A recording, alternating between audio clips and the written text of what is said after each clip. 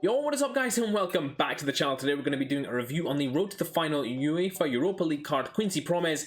This card came out a little while ago and it was a request from a comment, so that will pop up somewhere above my head right now. We're going to get into the card, his traits, stats, clips, summary, all that good stuff. Before we get into all of that, if I could ask you guys to please hit that like button, hit that subscribe button, hit that bell so you know when I upload, and comment down below who you'd like me to review next. We've got a bunch on the list, guys. Keep adding to it, please. And without further ado, let's get into the video.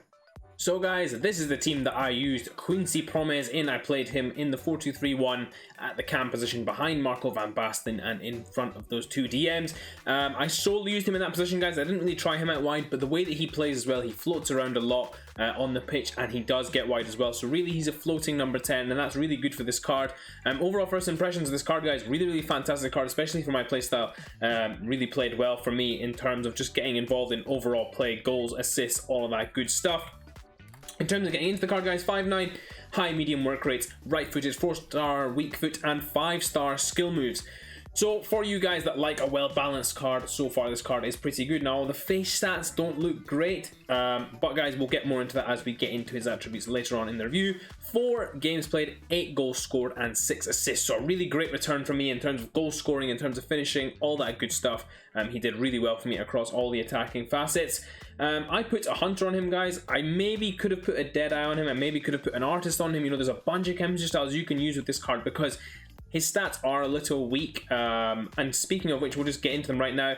The key cons of this card, I think, are the short and long pass. I don't feel like they're quite high enough. His short pass is okay. He does tend to muck up some easy passes, though. His long pass definitely is not great, especially for a cam. I need to be able to ping those balls from side to side. Not really great at that. In terms of other stuff that's a real con of this card, guys, his balance is quite high, which is quite good, but for some reason his dribbling is a bit thrown off by something. I think it's the ball control. He seemed to lose the ball a little bit easily for me, but at other times he would be absolutely fantastic. So I think it's maybe just the inconsistency of the dribbling, whether it's balance or ball control. I'm not sure what's affecting it in that factor as well. In terms of pros, guys, you've of course got that speed. He's very fast and his agility is high, so whilst he does lose the ball a little bit sometimes on the dribbling, his speed more than makes up for it with his ability to be able to get back on the ball, win the ball back, or just transition really well with it. And in general, guys, this card is pretty sound for number 10 in terms of the rating. Now, when we're looking at this card, the main factor to consider on this card is the price, which really affects how the judgment of this card will be, but we'll get more into that into the summary. Overall, there weren't that many other cons that I thought this card played really well for me. Of course, I would like something better in every single department, but as far as this card goes, stats wise to face card wise, it's pretty decent. Finally, getting into the traits, we've got the flair trait, which is always nice, speed dribbler, and outside the foot shot, which we don't really need because we have 4-star weak foot, but it's nice to have. We don't have the finesse shot trait. So again, guys, reasonable traits there for what you need this card for. And without further ado, now that we've covered all that, let's get into some of the clips that I got with him. So guys, getting into some of Quincy Promes' clips now, and what you guys are going to see here for the most part, and it's the biggest pro of this card, guys, is his speed off the mark and his dribbling to create chances and easy moments for his teammates and himself. You guys will see often I'll do a little turn and then the burst away from the defender to enable me to get a little bit of space with this card, to be a bit more creative as well. There again, you see a double, triple move there and then putting a shot on target. Unfortunately, didn't get a goal there. Again here, using that speed to try and slip past defenders, and that was the main thing that I used this card for. Guys, I would say the speed is the standout stat of this card. The dribbling is pretty decent. The passing and shooting were surprising considering what I was able to get out of him. I didn't think I would get as much production out of him as I did, so it was nice to get that. But the passing and the shooting are nothing special. You will struggle when you ask him to do something a little more challenging. That, again, a great illustration of something that's a tidy finish, but is a very easy finish as well. And that's something that I think needs to be taken into account for this card, is that when I try to play with these cards, I try to do things which are a little bit more difficult to see how they cope under that pressure. Promes is good, don't get me wrong, but I think that this card is very good at doing the simple things, and that's exactly how I would use this card, guys. I wouldn't, again, there you saw he missed the pass there, simple ball to Marco van Basten, unable to play the ball there. In some instances, guys, he was able to do the tricky stuff. It's just not consistent at all in terms of being able to do it regularly. Here again, one thing I will say, guys, that is completely against all of what I've just said, including the shooting, passing, and the dribbling, is his crossing. His crossing is absolutely phenomenal. So if you were thinking about playing him as a wide cam, I think with that speed combo, with the reasonable dribbling and the excellent crossing as well, I think you've got yourself a very good card there. It wouldn't be my personal preference to play him out there, or I personally wouldn't pick up this card purely because of his inability to be technically proficient at a consistent level. I think he really does struggle in terms of just doing the more difficult things for his teammates. But guys, what he was able to do was do the simple things right, and I think that's something that's really important. You guys will see here a clip where I tried to play an over the top ball to Robben making that run. Unfortunately wasn't able to do so. There are a few more clips of him, guys, where he just doesn't have the ability to do what I need him to do. But here's another one again, the shot, but he does have it inability to do that when you want him to do the simple stuff, and that's really what the key thing is that as long as you make things easy with this card, he will be able to do the things right. I wouldn't say try and make this guy the jewel that you build your team around. I think he's far too expensive for that. And have just a very nice link to Robben, which is why his price has held so much. He did score goals for me as well, guys, don't get me wrong. His shooting wasn't a complete letdown. And he did create a number of chances for me as well. You can see their lovely link up that he created there as well. But of the 3 clips that you guys are going to see of goal scoring opportunities, they're all very, very simple finishes. I mean, this is a lovely play here from him, but again, simple finish. Plays it to Stoichkov there, and then round the corner ball there back to him, picks up the ball into the box and then just finishes nice and easy. And again, simple chances. How's this for the final clip, guys? A lovely ball there into Jack Grealish, a little reverse pass, and a smash into the back of the net.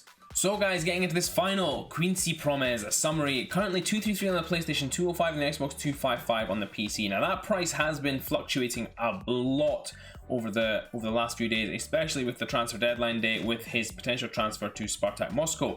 If that does happen, guys, now I don't know if the Russian window is still open. I think it still is, which means he still could be signed.